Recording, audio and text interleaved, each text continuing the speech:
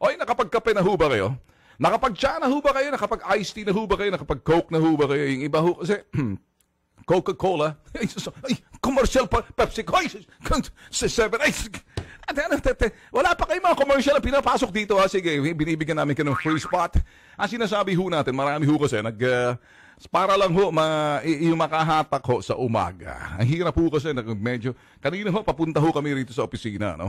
As I was riding my SUV, kasama ho yung mga staff ho namin, I can see yun ho mga taong papasok sa umaga, magko-cross ho ng pedestrian lane.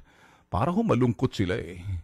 Para ho pinipilit ang sarili nilang kung saan man sila patutungo. Alam ko papuntang opisina, napadaan ho kami, financial district ho ng Mandaluyong. This is one of those na dinadaanan ho namin papasok papuntang Channel 5. Yun hong Greenfield. I can see their faces na medyo mahahaba. Halos yung baba umaabot na ho sa lupa. Medyo exaggerated, no? Ibig ko sabihin, malungkot! Biyernes ho ngayon eh! Come on! Thank God it's Friday! Nakapag-coffee na ho ba kayo? Hey! Take the dose, the daily dose ng Beta Glide. Come on, get your coffee, get your tea, at anything, or hot water. If you want hot water with the chili powder and choose some, pag hindi ho kayo na hyper, subukan nyo hong ngumuya ng siling labuyo. Kapag medyo parang hindi ho kayo yan lang ho, pag hindi ho tumulong, ewan, hindi lang sa luha ninyo, pati sa ilong ninyo, tutulo ho yan. Uusok yung tahenga. Gising na ho kayo. It's you, me, your coffee, your cell phone, your mobile phone, your iPad, yung mga desktop, and your laptop, and then your radio or TV, depende ho yan, and Beta Glide in the morning. Take a daily dose. Beta Glide. Biyernes na ho eh. Sabado na ho bukas. Come on, hatawin ho natin. Thank God it's Friday. And mamaya sigurado ho ako na pagdating ho ng mga alas 5, alas 6, alas 7, alas 8 ng gabi, magiging traffic ho yan. Siyempre maraming tao sa labas. Alam niyo man ho, Friday, and it's, I'm sure, payday. So, expect ko. Nagbabago ang ating boses natin. Ha? Napansin ho na aking staff, sir, nagbabago ang boses ninyo. Parang namamalat. Nahalata niyo ho kasi parang napupuyat ho kasi tayo kuminsan eh. Sa bang kadahilanan ay malimit ho kasi mag-isip yung utak ko. Ayaw kong patulugin itong putok sa buhong utak ko na to eh. Ako minsan ay ginagawa ko, nagdarasal ho ako para makatulog lang. Maganda na ho yung ganun eh. So kung minsan pinapagod kong magbasa, lalong nagbabasa ako, lalong nagigising ako. So, manunood ako ng TV para antukin ako, lalo akong ginaganahan. Pag nakinig ako ng music, hindi ako makatulog na nakikinig ako ng music. Ano ba talaga, kuya? Ang ginagawa ko, paikot-ikot para mahilo, tapos nakatulog na agad. Yun ang aking estilo. Kaya ito, parang lutang. Anyway, pag-usapan ho natin ito. Words, and war of words. Sino ho maingay ngayon? Pabatiin ho natin hindi ba, meron ho tayong, meron tayong introducing yung mga, yung mga sa Bitag Farm ho natin. Pwede ho ba natin, ito ho, sige, si Rudy, pabatiin. Sige, pabatiin natin. Sige. Ang inyong napapakinggan ay tunog ho ng isang individual na ngayon ho ay maingay na maingay. Siya ho ngayon. Ingay ng ingay, ngawa ng ngawa, kahol ng kahol. Nagkukuha ng atensyon para makita ho ng taong bayan ang kanyang ginagawa at advokasya. Advokasya ho na sinasabi niyang siya'y tagakalkal ng baho. Lahat ho kakalkalin. Basurang kinakalkal. Ewan nga natin kung bakit napunta sa Senado tong tao na to. Si Kalkal. Eto ho. Hindi pa ho naging garbage collect. Tuloy mo lang.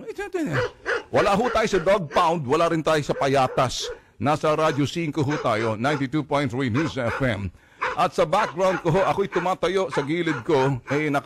Nakatali kasi baka pati akong ngat-ngatin ako nito. Siya ho, si Sunny. Magkatunog, Sunny and Rudy. Okay. Shut up! tatawin kita mamaya ng 2x2, ang ingay mo eh. Okay. Nagpaprograma lang ho tayo. I'm not angry. Okay? Yeah, this is what we do in the morning. Mga boss, ang ingay ho ngayon. Ito na ho yung sinasabi ho natin kahapon pa. No? This is the final offensive 10 days before the election, 11 days before the election. Alam naman ho natin, may ceasefire ho 24 hours before the voting bago ho kayo pumunta ng presinto. 10 hours. So, I'm sorry, one day. So, may natitira pa ho para dyan. Kaya lang mga kapatid, napapansin niyo ho ba? Marami ho nagtatanong sa atin ho, mga bossing, lalo-lalo na yung mga nasa ibayang dagat, mga Filipino communities, if not, yung mga OFWs ho natin. And of course, yung iba rin ho sumusunod sa balita. Ang nakukuha ho natin sa balita ay mga sound bites din, if not sound bites of people that talagang gustong makakuha ho ng atensyon. Ano ho yung sound bites, yung mga palabrang lumalabas sa bibig? Ngayon, yung sound bites na yung kinakailangan ho nila eh. This is a desperate move and a desperate situation. Ito yung sinasabi natin, you only have about 10 days to make your point. And how do you make your point? Naturalmente, you make your point by saying things. Ano hong sinasabi? Well, marami ho silang nilalantad. So, hindi lang naman ho si Sani, si Trillanes. Si Trillanes ngayon ang pinaka-aktibo ho sa lahat.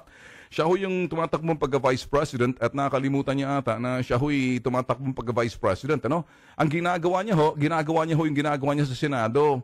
So, ano ho yung ginagawa niya? Parang vintage Trillanes ho to. Nakasama niya ho dati sila Pimentel, si Cayetano, at si Trillanes na pinansagan ho natin ng araw, mga Kengkoy Kumag at Kulokoy. Ako'y nagtataka na tumatakbo ka pagka vice president, ala kang presidente, pagkatapos sa halip na ikay nangangampanya, bakit ikay dapat iboto, siya naman, ginagamit niya yung sinasabing kanyang pagiging vice president na maging maingay na parang aso. Ay, gusto ho natin marinig sa mga kandidato, anong plataforma mo? Kulelat ka pa rin hanggang dulo. Kaya sabi niya, manggulo na lang ako. At sabi ng iba, sabi pa nito, bibitiw na lang ako. Magtatakbo ako, magwi-withdraw ako sa pagiging vice president. Itong kandidato ko rito, magwi-withdraw ako sa Senado. Who cares? I mean, the thing that I'm saying is, may impact ba yung sinasabi mo? It's not about what you say. It's not about what you do. It's basically what you're holding on. Yung sinasabing ebidensya, mahalaga ho yan. The question really is, sa daming panahon, ngayon mong ginawa, although, I salute Sonny Trillanes for being the man of what they call a champion. Para ho, champion to make sure na ilabas yung mga baho. Siya ho'y nangangamoy ng baho. At yung mga baho na yun ang paglalabas niya. Nakita niya naman ho, sinampulan ho nila si Jojo Binay sa Senado noon.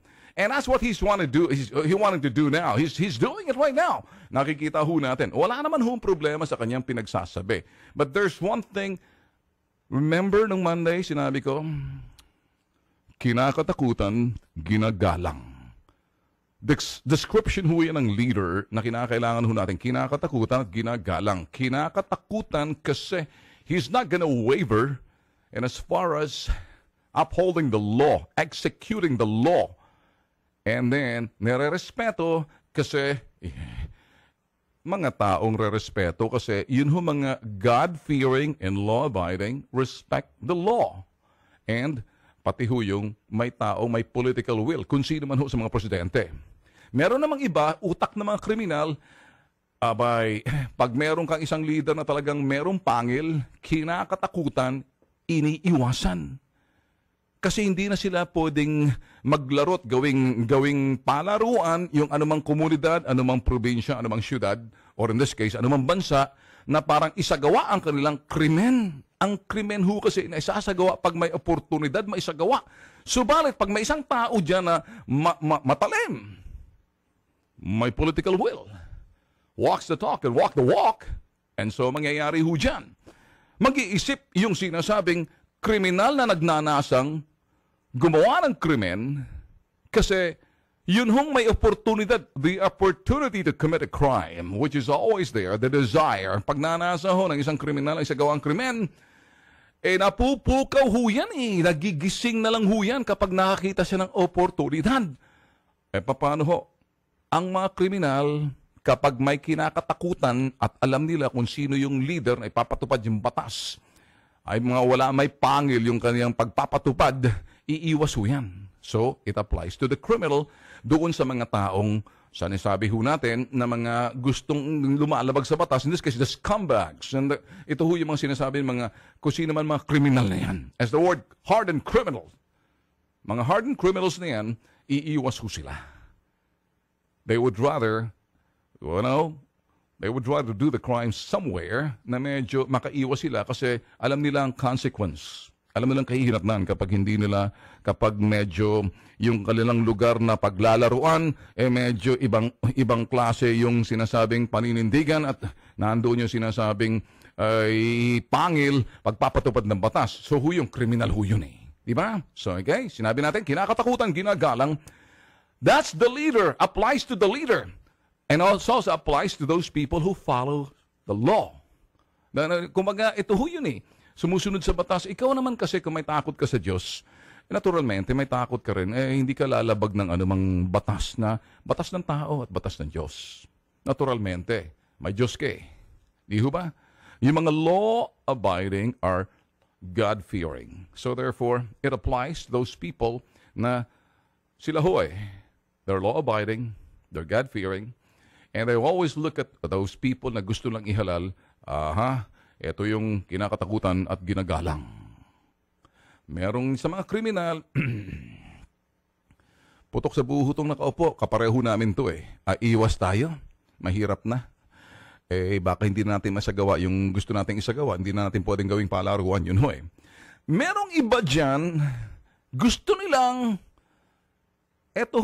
kinakatakutan ang mga ginagawa nila, pinagsasabi nila, kasi gusto nilang magkakaroon ng pag-aalinlangan, pagdududa at panggigiba. At gigiba. Kaya lang, ang kanilang panggigiba ay puro ngawa. Di ba? Puro ngawa ang kanilang panggigiba. At pag sila'y binangga, hindi naman nagigiba. Siyempre, kaya ho yun eh. Yung pangatlo, sinasabi kinakatakutan at naghahasik ng pananakot at pag-aalinlangan sa mga tao dahil hinahataw nila yung kanilang pagiging desperado, kinukuble sa kanilang sinasabing prinsipyo na kapag napatunayan ko sa pamamagitan ng ebidensyang ito, bibitiw ako. Hindi na ako maging ganire. Itanihago sa bato. Tanong, sinong interesado? Nasaan bang standing mo? Nangunguna ka ba sa kulelat? Oo. Anong mawawala sa'yo? Alang mawawala sa'yo? Anong integridad meron ka? Maliban lang doon sa sinasabi mo, ang aking mga pondo ko, ginagamit ko para sa taong bayan ng mga alkal ng basura. Ito hong aking sinasabing hamon sa isang politikong maingay ngayon. Hindi muna ako magbabanggit ng pangalan. Ito hong gusto ko sabihin, para doon sa maingay na kahul ng parang asong ulol, ganun rin na lang. Gawin mong advokasya na ikaw na yung mangangalkal ng basura hindi lang sa mga tumatakbong kandidato bagkos sa lahat na mga kandidato, sa lahat na mga politikong kapareho mo. Linisin mong hanay, amuyin mo. From head to toe, amuyin mo. At kung anong makita mo, ilantad mo para malinis. Para malinis ng taong bayan. Kaya lang, huwag mong gagawin sa panahon ng eleksyon na ikay tumatakbo, kulelat ka. Pagkatapos tumatakbo ka dahil tinutulak mong manok na gusto mo na hindi ka naman kinukuha na sa pangalawa. Sino bang pinagsisilbihan mo? Taong bayan? Or sinasabi mong Don Quixote ka? You know, itong mga tanong lang ho natin, kung ikay lumapit doon sa taong gusto mong maging second in command, na maging busy, at tinanggihan ka, sa umpisa pa lang, akala ko ba nangangalkal ka ng baho? Hindi, naturalmente, bago mo lalapitan yung isang individual na sinasabi mong kinakalkal mo ng baho, naturalmente, dapat pinag-aralan mo, ginamit mo yung pondo mo. Sa pamamagitan ng iyong mga surveillance undercover specialist, mga covert operation, para malaman ang personalidad at yaman ng taong, kung sino mong didikitan. Bakit mo sa umpisa dinikitan mo agad. Sasabihin mo ngayon, ay, hindi ka pa alam noon. Eng ka pala eh. Lidikit ka doon sa kandidatong lalapitan mo. Pagkatapos sasabihin, hindi ko alam. Ngayon mo lang nalaman. Sino bang boss mo? Sino bang boss mo? Sino bang pumupondo? Yan ba'y talaga'y kusa na advokasya? Mali ka ata sa timing, bossing. Gawin mo yan pag ikay nakaupo sa Senado. Itong gawin. Let's just say it this way. Ako'y hahanga rito sa taong bumubula ang bibig sa iingay. Ano? Lahat naman sila maiingay. Pero ito lang aking sinesentro kasi he's now trying to hug the limelight. Gusto niya sa kanya lahat eh. You know, this egotistic SOB, he wants everything right in his face. You know what I'm saying? Ito hoy. Well, ito ho tong tao na to, nung siya ho'y naimbit na hindi ho makatingin sa mata ko. Tanong ko ho sa kanya, anong meron ka na tumatakbo ka, na akala kang pangulo, na anong tsansa mo na manalo? Sabi niya, Ben, ipagkaubayan natin sa taong bayan. Okay? So, anong Okay? Halimbawa, sabi ko, pag nanalo yung ginibabo sa Senado na pinagtulungan ninyong tatlong kengkoy, kumangat kulokoy, ikaw ba'y tatanggap ng pwesto bilang kabinete? Hindi. Sa sideline na lang ako. At ako'y patuloy na babantay sa kanya. Ngayon, sabi ko, paano pag nanalo yung isa ng kasalukuyan, ito ngayon ang issue, yung isa na nandun sa Mindanao, anong tatanggapin mo? Parang nasabi niya ata, parang, pwede akong magtrabaho, DILG. And that was about happy hour. Okay, so ngayon, happy rin naman kami makikinig sa'yo. But I was watching the tape. Every time I asked question about something with this guy, as I was trying to grill him, ginigis ako ho. Hindi mo makatingin sa akin eh. Nakikita ko, pag ako kasi nagtatanong, habang hinuhugot ko sa aking utak, yung aking mga tatanong, kuminsan, ako ho may tendency titingin sa iyong mata. Hindi ho makatingin sa akin. Pag yung binaba ko yung tingin ko sa mata sa kanya, para hindi siya maging uneasy, biglang titingin sa akin na parang. Tapos pag bumalik ako, biglang mawawala. May tinatago ka ba, bossing? Look me in the eye. Okay, mahala na lang. So, he probably understood kung anong trabaho ho ng bitag. Kami ho kasi, no nonsense.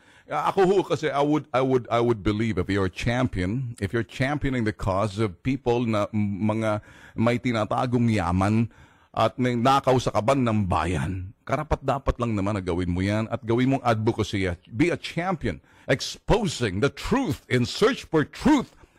You should not suppress the truth, but make sure the truth, that truth, is not a kind of truth that you will do whatever it takes. In the name of truth, wala namang problema dyan eh. Mukhang malila ata sa timing, bossing. You're loud. Nadibingi kami sa pagiging, sabihin natin, ingay mo. Ito lang aking sabihin. You know, pangatlo, balik ko tayo doon, kinakatakutan, at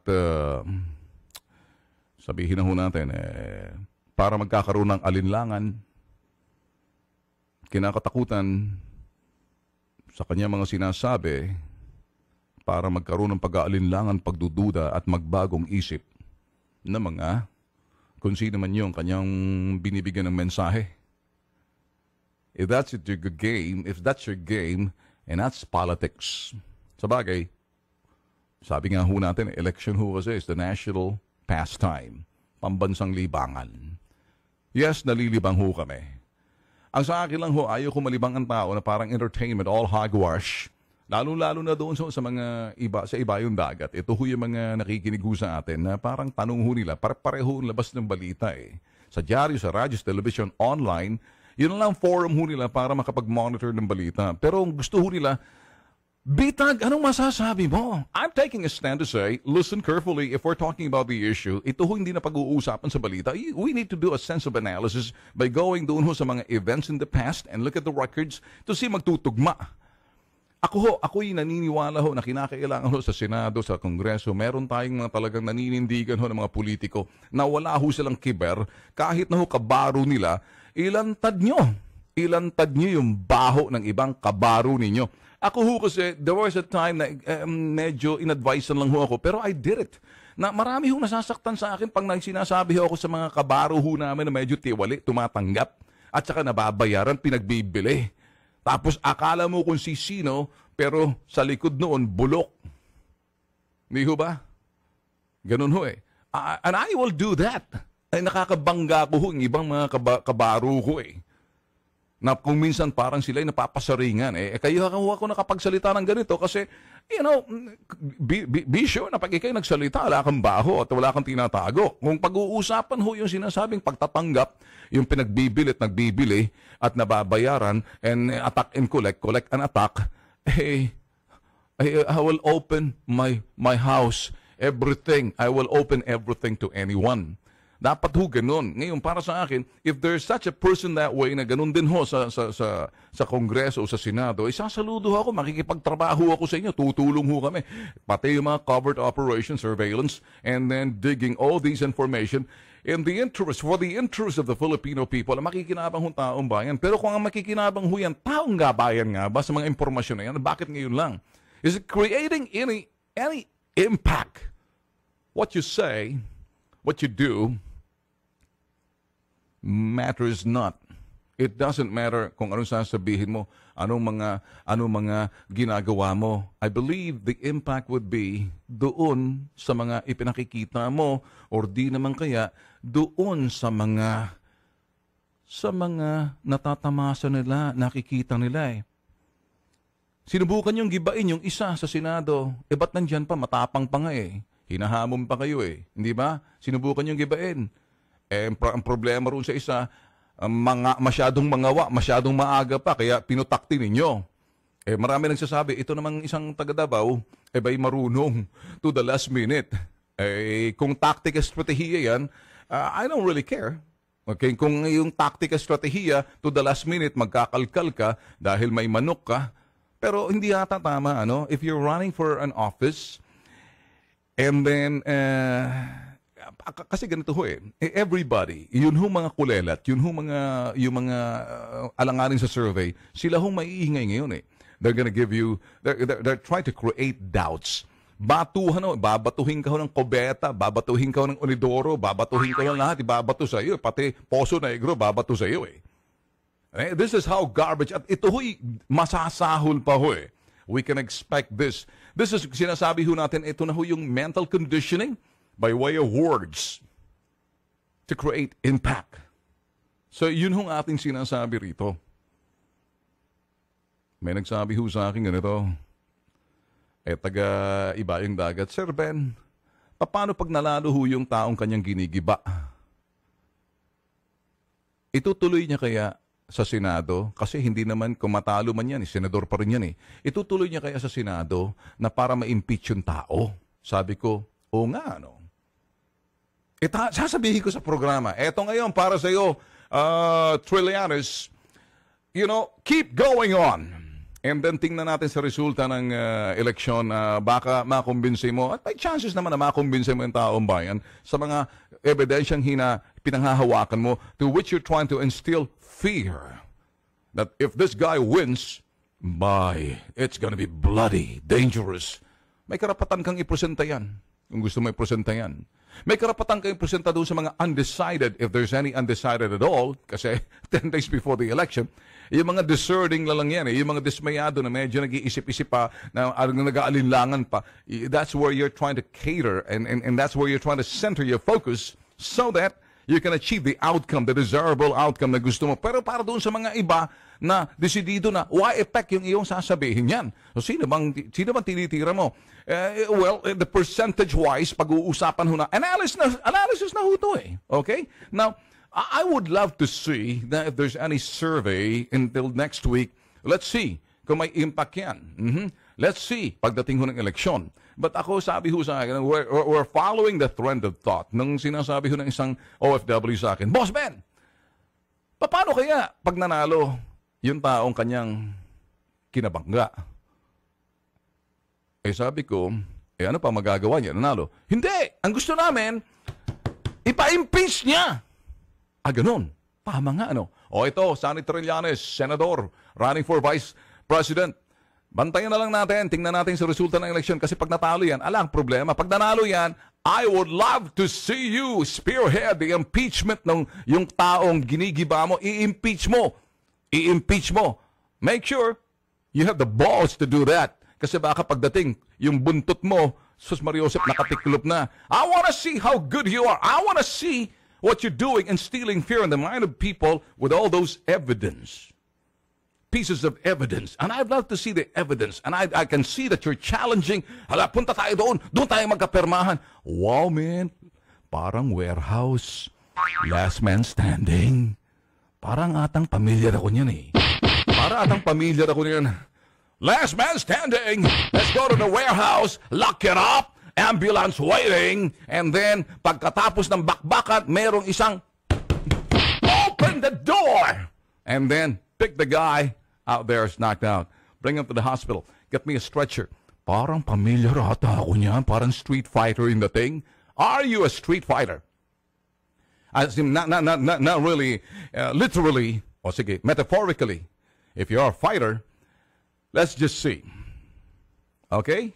Pag nanalo, gusto ko makitang i-impeach mo yan. Sa Senado, at ganun din sa Kongreso, i-impeach mo yan. Tingnan natin kung may bayag ka na magagawa mo yan. As in, tatagalugin ka, balls, bayag. Okay, sige. Hindi mo walang masama sa sinasabi. Wala naman makikinig na bata sa akin pang matanda ho to eh. I want to see your courage. I want to see how you instill fear. Kaso, ang definition mo ng fear, let me spell the fear for you. F-E-A-R. Fear. You know how you spell fear? False evidence appearing real. That's what fear for you. Let me repeat. Fear. Your definition of fear is false evidence appearing real. Am I right? Because if you have that courage, I want to see you impeach the guy if the guy wins. Paano pag nanalo yung taong gusto ma-impeach? Napakaswerte siguro nung vice president. Paano kung si Bongbong Marcos yung nanalo? Would you want to see the guy na maging presidente? It depends. The color of... I rest my case. Magbabalik ko kami, standby.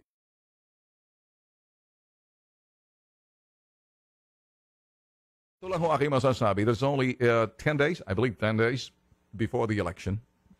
Seriously, mga bossing, mamili ho tayo ng mga leaders ho natin, mapa senador, congressman, mayor, or vice president and president. To the very best of your ability, pick your candidate. Na yan ho'y galing sa puso ho ninyo, na paniniwala ho ninyo. Yes, kinakailangan nyo mag-isip. Yes, kinakailangan maging discerning. Anong ibig sabihin? Pinag-iisipan ng husto. Kung sino ang karapat dapat maging leader. May mga tao kasing pinaglalaruan yung sekolohiya ng mga tao na akala nila sila'y sangkaterbang matatalino sa mundong ito. May kasabihan na nilalaro nila na sinasabing, small people talk of people. Average people talk of event. Big people talk of ideas. So, they're talking about ideas and how to demolish, how to cut you down in size, ideas and how you'll see trash talking, ideas of garbages, and these are the, sabihin natin, the big people. Small people talk of people. May katotohanan ho ba yan? Yes and no. They're now ganging on itong mga intellectual na sabihin ay ako hinilalantad ko lahat. Yung average people, normally, they're called the media people because they're out there to talk about events and people. Hardly they talk about ideas. And that's why they say average people are the people in the news business. Excuse me. I don't think so. And the big people talk about ideas, concepts, blah, blah, blah. Magagaling. And they can give you stories based on fiction.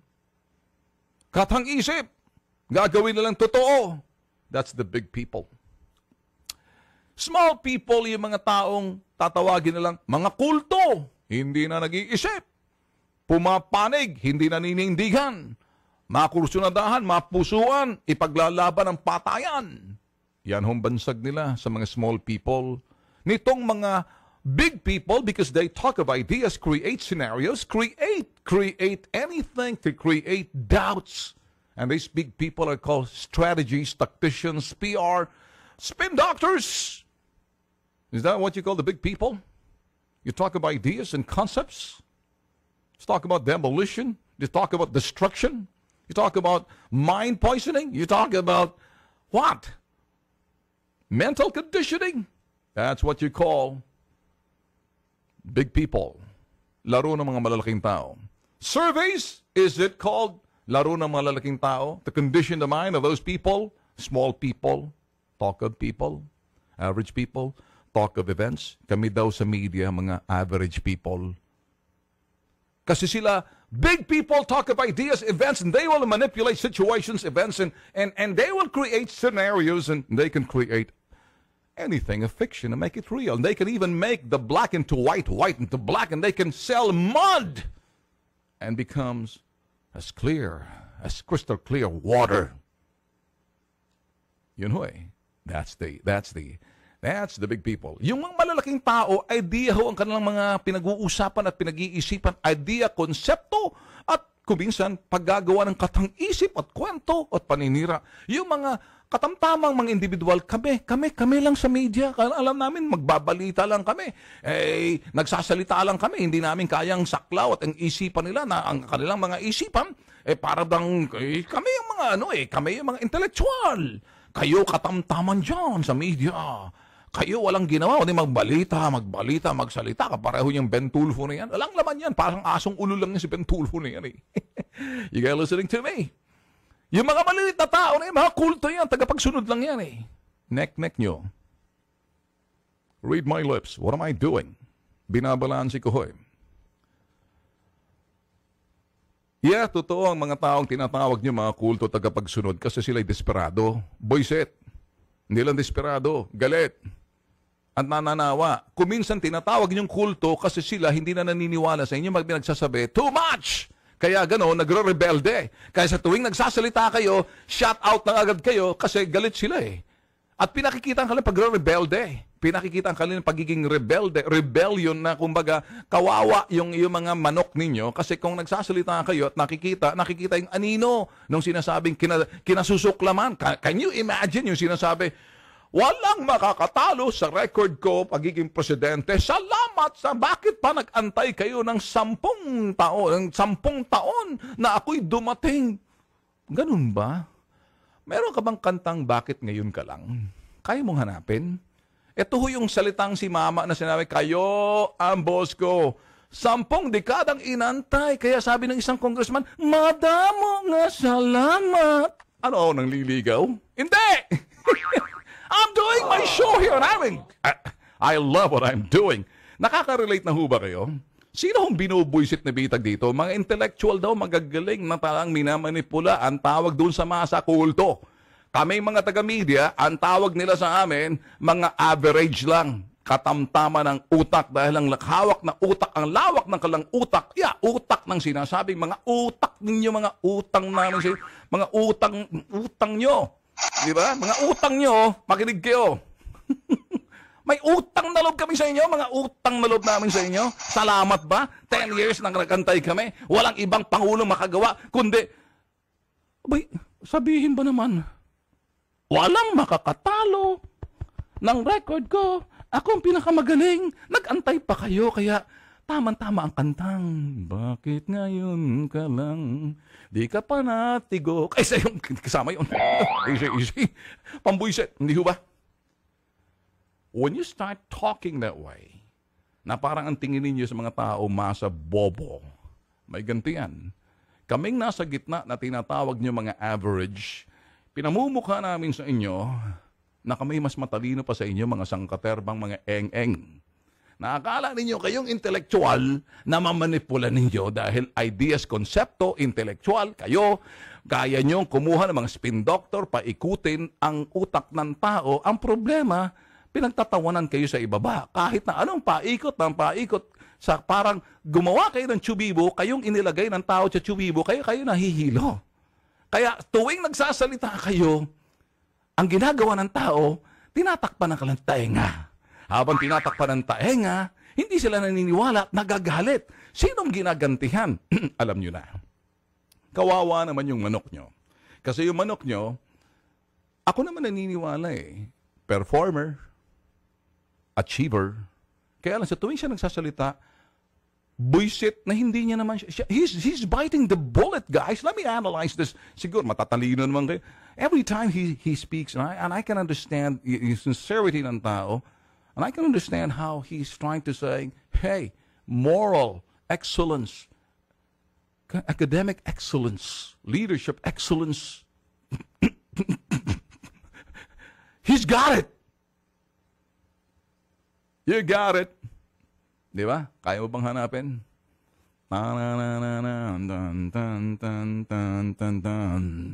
Ito, lumalabas yung pagka-DJ ko nito.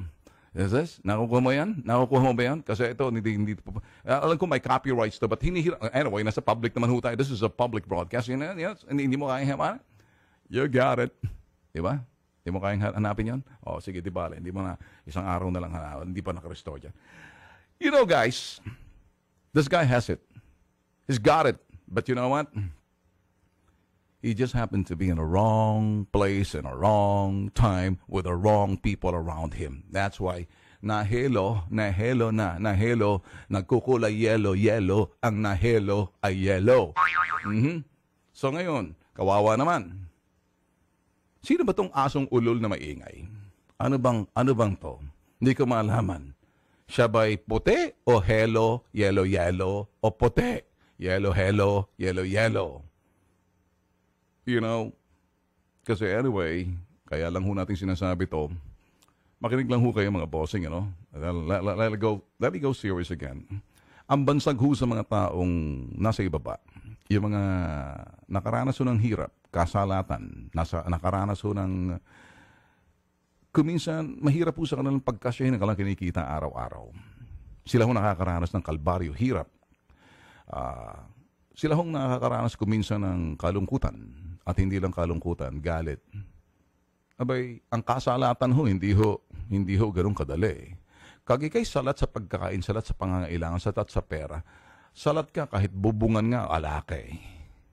Ito yung mga taong minamanipula ng mga intellectual daw. Tinatawag na leader. Leader daw.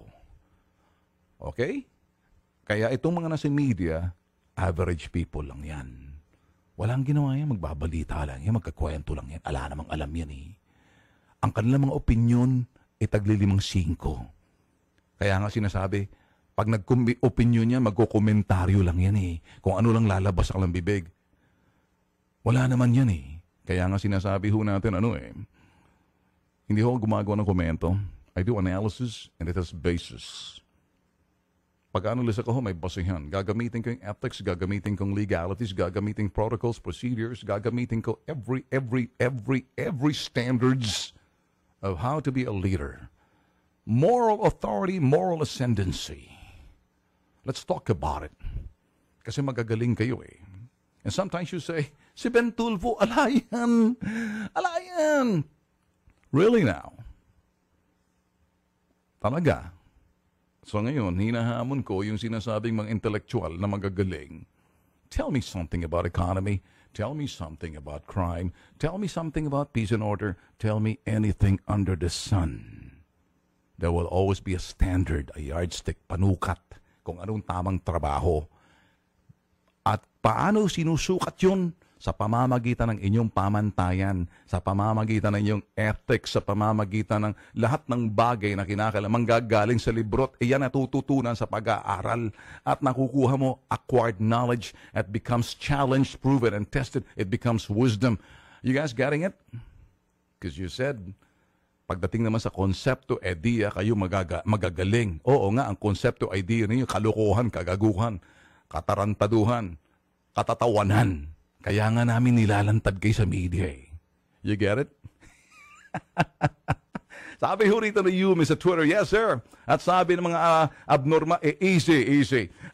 JT Besana, hayaan nyo na po sila, either barking dog talaga. Hindi, nagsasabi lang ho ako because trabaho ho namin. We're in the business of communication. And that's the reason why we're not here as average. Oh, okay. He can't look you in the eyes. That means he's up to something. I don't really care. Go. Come on, bring it on. Kung akong sasabihin, up to something, up to something, I challenge you. Go ahead. Okay. As the brain of Cool Brain, history tells us you cannot just write or excel a file, accuse. Okay. I like. I like to read this. Hashtag Bitag Ben Tulfo, may tapang parehas, but okay. Walang itinatago. Thank you, Sebastian Rose. The more desperate they are, the more they end up to becoming a loser, throwing desperate punches like a result ng... Okay, boxer. Exactly disappointed by the 2BS press release. Why he needs to lift his own chair. Maybe there's no one recognizing him. Wag mo nang pansinin. He's just trying to get the attention. Bumabawi na lang itong si ano, okay. At kulelat kasi, okay. Kung hindi, malako. Kung hindi naman manloloko, easy. Okay. Okay. No. Itong sasabihin ko. Alam niyo mga bossing, let me make my declaration. I am a true blue investigative journalist. I'm a producer. I run my own organization. Marami nagsasabi, ikaw Ben Tulfo, nagsasalita ka lang kasi pinangakuan ka ni Digong ng posisyon. No, I will not accept any position. Let me make that straight right here and now. Nagsasalita ako because paninindigan ko, walang kapalit na posisyon or anumang bagay na yan. Get it? Kasi may nagsasabi sa kaya ka nagsasalita, dapat ideklara mo publiko, pati ba naman, ano palagay niyo sa akin, politiko? I'm a true blue media person. I'm an executive in my own company. I'm a true blue investigative journalist. What do? Bitag Live is my show. This is critical to any issue-driven issue, market-driven issue. I'm critical, cynical, but I want you to be discerned, not to be discouraged. Up next, wala na hong oras.